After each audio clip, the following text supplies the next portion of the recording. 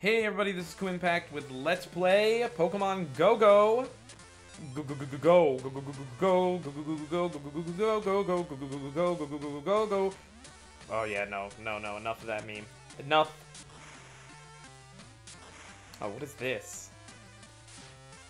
Oh, wait a minute. I know how this works. Oh, there's a mechanic like this in Sonic. So it's gonna reel back, right? Oh. Or maybe not? Huh. It's not reeling back. I guess I gotta set it up to where it's in the middle. Right? And, okay, yeah. Alright. Now everything makes sense. So this is Wacky Workbench. Oh, it does stop the hammers. Nice. Well, I guess we're in Tech World or something. It just doesn't look like it anymore because they reskinned it to be some kind of island. I mean, it's Poke Center Island. Why else would there be containers of Pokeball symbols on them? Pikachu, you're so derpy. How do I get up there? Uh-oh. That almost could have been bad. Oh, well, maybe I'm on the right mark. I have Tier 2 jump. Tier 2 jump, everybody. We're at Tier 2. As long as we reach Tier 3, that's all that matters. We don't need to collect every single Lightning Bolt icon. And even then, I don't even think that matters anymore. We're out of the level where that was required. This game's a lot longer than I thought it was. I'll admit that, too. You would think that it'd be over by now. That they wouldn't have this much content for a game about, you know, Smurfs. Don't give the ROM hacker too much credit here. I mean, they might have made a lot of custom assets to overlay everything, but they really didn't do any of the base programming. And honestly, as an artist, I can tell you, sprite work isn't too difficult. It's not insanely difficult. It can be, depending on intricacies, like sprite sheets themselves, get complicated over time, but overall, I would say that making sure that all the math ends up acting like something perfectly fine on the screen is a lot harder. Considering that's what gives most of the people, like, in ROM hacking communities trouble. Is, like, finding what bit goes to what bank that goes into what array that actually gives me the output/input of... the game is spazzing out on me over here. What in the holy motherfuck happened to my sprite for a few seconds? Collecting multiple things in a row is doesn't seem to be good for Pikachu's life. But yeah, it's like all hex and programming. It seems to be one of the harder things. I remember doing Ruby script, which isn't even that complicated, and was like, oh god, I really don't want to do this, but I don't want to commission somebody to do something for Chibi Force. I really just want to do something in Chibi Force that I wanted to do, but I couldn't do it because I didn't have a guy who would just do it. You have to pay people for things like that these days. Or back then, even. What am I talking about? Unless you knew a person who already knew the tool, who would do it for you just because they're a friend. It was like... bleh. But yeah, I'm that jackass. I don't know if anyone's ever seen that post. I'm that jackass from years ago who posted in, like, all the script requests and all kinds of things like that, a functionality for Ruby that would exactly emulate the ability to place buildings in a town that you could build of your own fruition in-game by using items in your inventory, exactly like Dark Cloud 1 did. Not like Dark Cloud 2, but like Dark Cloud 1. And I was a huge laughingstock on the forum. People were like, are you serious, man? Do you know what the hell you're asking for? Do you know that people won't do this for free? That people are gonna be fucking pissed?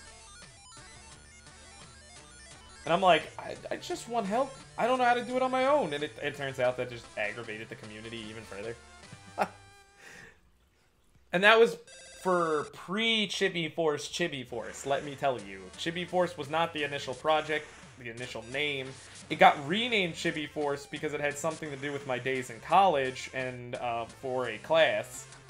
To be honest, Chibi Force did have its nature enrouted into a class where the professor had made me do something along the lines of create a design doc, design something. You must, like, draw some of the elements yourself. You need to show that you put work into it. Doesn't matter if some of the stuff is, like, lifted or using somebody else's engine. You just needed to prove that you could do anything. It was, like, a competency project.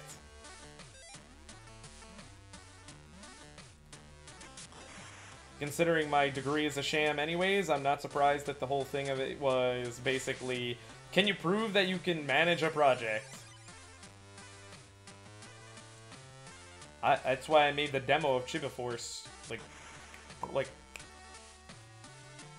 in a snap. I had to get it done. I had to get it done by a period of time, and I was re-ingenuiting a different project.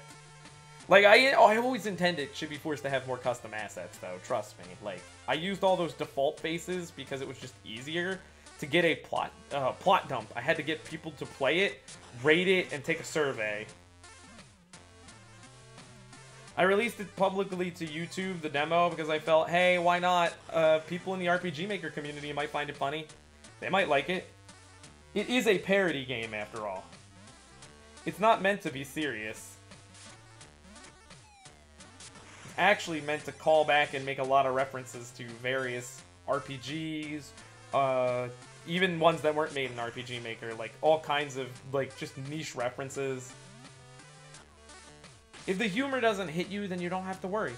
It's no Jimmy and the Pulsating Mass, where that guy put a lot of work and effort into his game. I like that game a lot.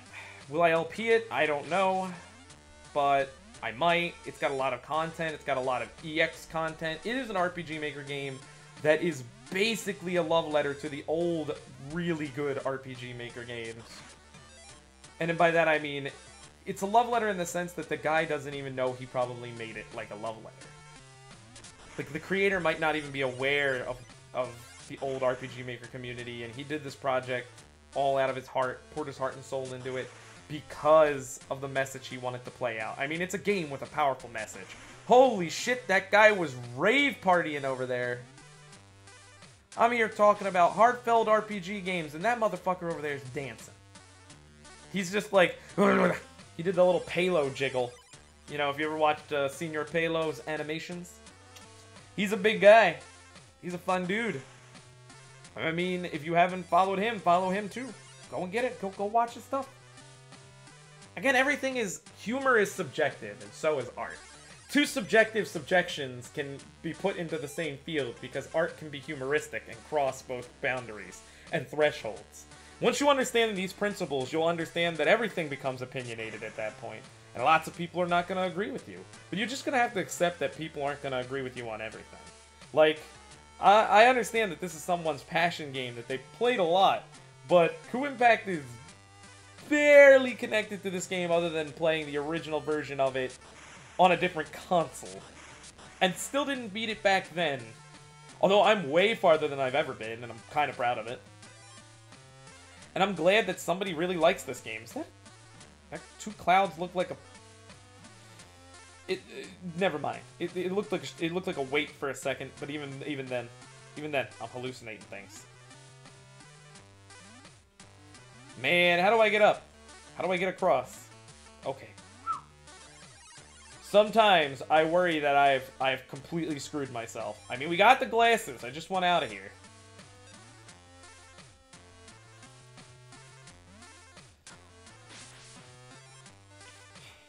I mean, I grew up with a computer behind a generation every single time. Ooh, hiccup. Woo! My eyeballs nearly popped out of my head when I hiccuped. It was no good. Did I go to the right way by falling down? I hope I did. I don't know if this is the right way. I'm gonna just continue this way. Oh no, this is just health. I mean, I appreciate the heart. Where the hell's the end? Where's my end?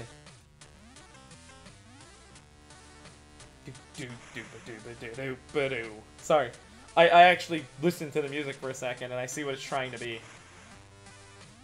Oh, the ending might be this way, so... Come on, we can finish the level, I believe. It's gotta be this way. Let's go. We can finish this level and be done. Except it's not this way. Oh no, it's up. We're gonna have to go up. Unbelievably. And there we go.